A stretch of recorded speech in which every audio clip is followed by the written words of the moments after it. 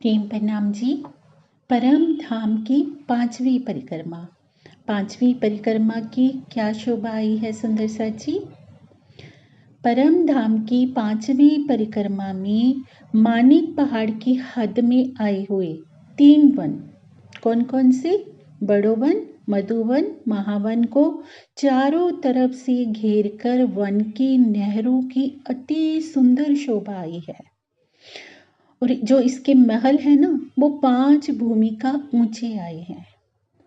अब इस शोभा का सुख प्रीतम हमारे लिए इस जागनी ब्रह्मांड में कैसे ले आए हैं?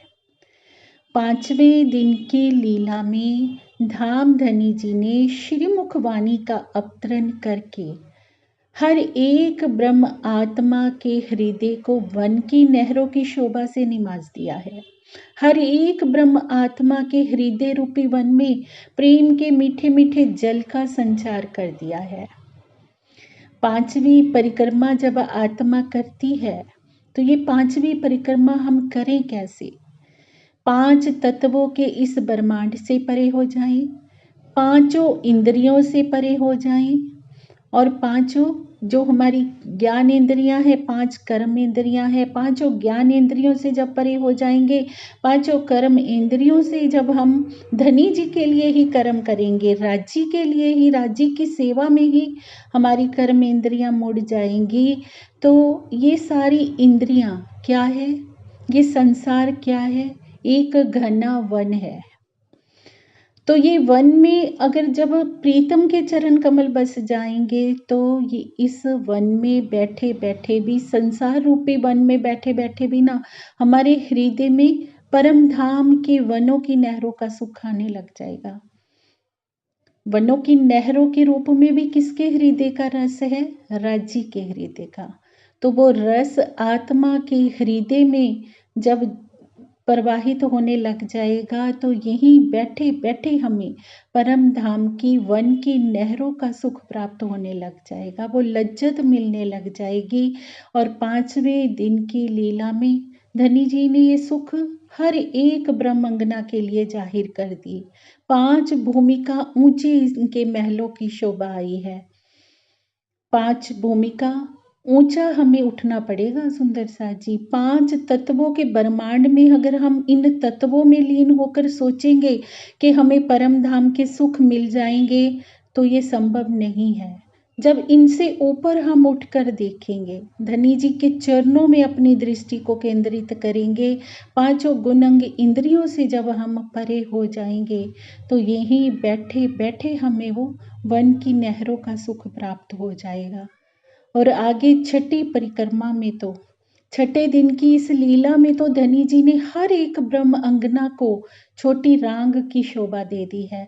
हर एक ब्रह्म आत्मा के हृदय को वो छोटी रांग बना दिया है। आत्मा के हृदय का वो सूक्ष्म सा कोना, उस कोने में आकर पिया जी विराजमान हो गए हैं। धनी जी ने अपने चरण कमल उस हृदय में रख दिए हैं और धनी जी के चरण कमल उस हृदय में पड़ जाने से हर एक ब्रह्म अंगना के हृदय को छोटी रांग की शोभा प्राप्त हो गई है, जिसमें श्रद्धा, समर्पण, बिरहा और प्रेम की चारों हवेलियां सज चुकी हैं।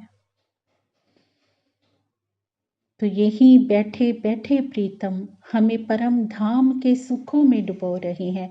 वो सारे सुख ब्रह्म आत्मा के हृदय में ही निहित हैं।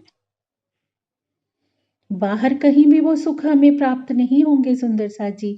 उसके लिए तो हमें अंतर की आंखों को खोलना पड़ेगा, प्रेममयी चितवनी में अपने कदम बढ़ाने पड़ेंगे, धनी जी के दिल की गहराई में डूबना पड़ेगा। तब हमें अनुभव होगा कि कैसे परम धाम के सारे सुख हमारी आत्मा के हृदय में समाये हुए हैं।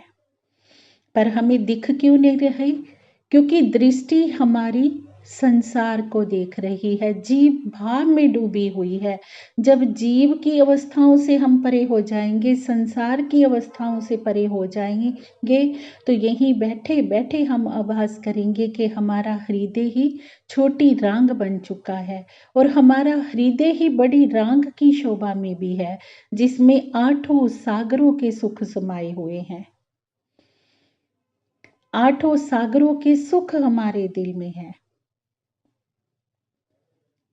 जब आत्मा धनी जी की अपार मेहर की छांव तले चलना प्रारंभ करती है तो आठों सागरों का सुख इस झूठी जिमी पर बैठे बैठे ही उसे प्राप्त होता है। जब प्रीतम के दिल से दिल को जोड़कर आत्मा मेहर के सागर को प्राप्त करती है तो एक एक सागर से जब एक एक जिमी पर कदम धरती है और एक एक जिमी से एक एक सागर का सफर तय करती है तो जो परम धाम के बाहरी सागरों की शोभा है, उन बाहरी सागरों की शोभा से आत्मा धनी जी के हृदय सागरों की शोभा में प्रवेश करती है। जब चलना प्रारंभ करते हैं तो हम श्रीमुख वाणी का आसरा लेकर चलते हैं। सुंदर सा जी एक बार ज्ञान के द्वारा उस शोभा को अपने हृदय में बसाते हैं और जैसे ही प्रेम हमारे हृदय में आता है तो अंतर के सारे पट खुल जाते हैं और धनी जी के हृदय सागर में जब हम गोता लगाते हैं तो प्रीतम के हृदय में निहित आठों सागरों के सुख आत्मा के धाम हृदय में निहित होने लगते हैं। यही है रूह का रूहानी सफर सुंदर सा जी जो हमें इस धरा से उस धरा पर प्रीतम लेके जा रहे हैं अपने प्रेम के द्वारा, अपने इलम के सागर के द्वारा। कैसे इलम से हमें प्रेम को आत्मसात करना है और कैसे प्रेम के आने से इलम का सागर हृदय में आता है और एक एक सागर की गहराई में डूबकर हमें उन अनमोल निधियों को अपने हृदय में बसाना है। प्रेम प्रणाम जी।